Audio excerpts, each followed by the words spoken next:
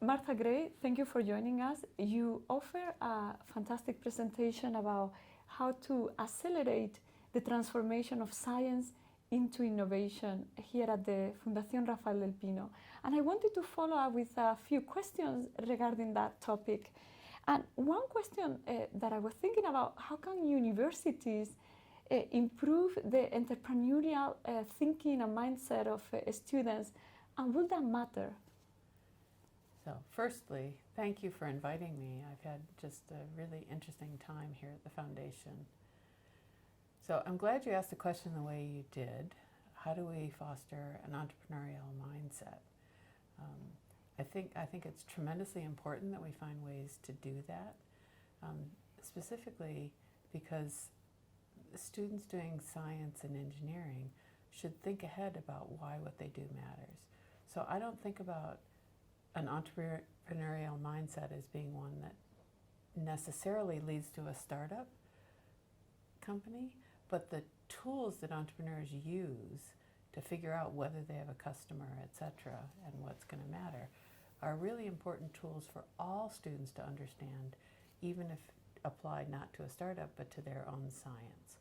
So I think that's the biggest thing that universities could do to foster that entrepreneurial mindset, is to actually be very explicit about asking, why is what you're going to do matter? Who's going to care? How do you know? Imagine it's very successful. You still need to think about what's going to happen as it goes forward. Why will it matter? Well, you know, I think humans, including almost every student I know, they really do want to make a difference, right? That's what motivates them to learn. It's very, it is very motivating, right? And feeling like they're making progress towards having that impact keeps them going through thick and thin. So some people are just driven by curiosity, but most very explicitly will say, I'm here because I want to be able to do X. I want to be able to make humankind better in some way. Well, to do that doesn't happen overnight. You have to think about actually how what you're going to do is connect to that path, which is part of the entrepreneurial path. So I think it'll matter because I think it will actually accelerate the number of ideas that make it out into the real world.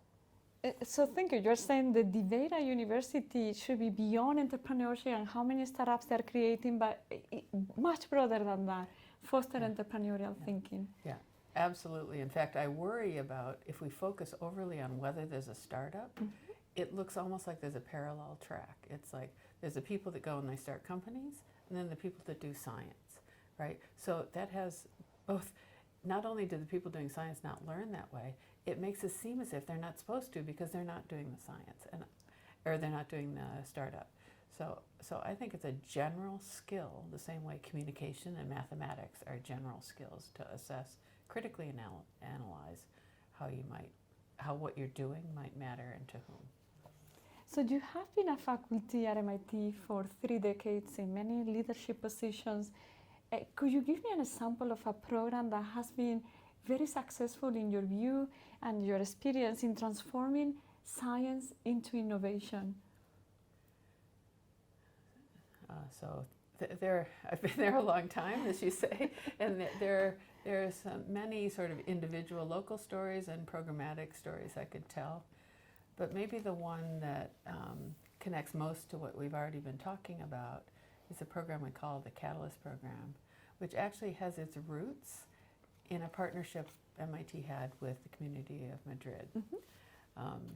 So the big idea behind that program is to do what I was saying before, to bring in sort of advanced scientists, postdoc type level, and say, and the advanced scientists that came in were motivated to solve problems in medicine in this specific program.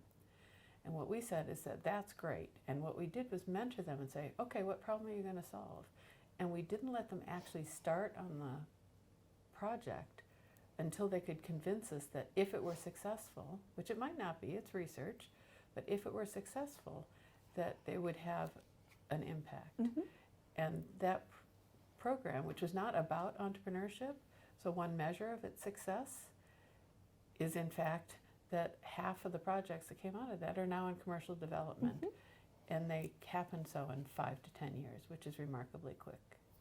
Congratulations, that's a great example and a fantastic this catalyst initiative. Now, you're a prolific scientist and innovator yourself, so what advice will you give to women scientists that want to have an impact and become innovators? Well, first off, do it. Second, if you're nervous about doing it, call me. Because you can't do it by yourself. You have to find ways to build a community of mentors and others that will help you achieve that vision. You articulate your vision, there's an immense number of people who help you. And women are often reluctant to do that, thinking instead that the fact that they don't already know how to do it, then they're not capable. Whereas nobody knows how to do it. Everybody needs mentoring and advice. Thank you for being part of our community here at the Fundación Rafael del Pino, fostering entrepreneurial thinking. Thank you, Martha Gray, for joining. You're most welcome. Thank you.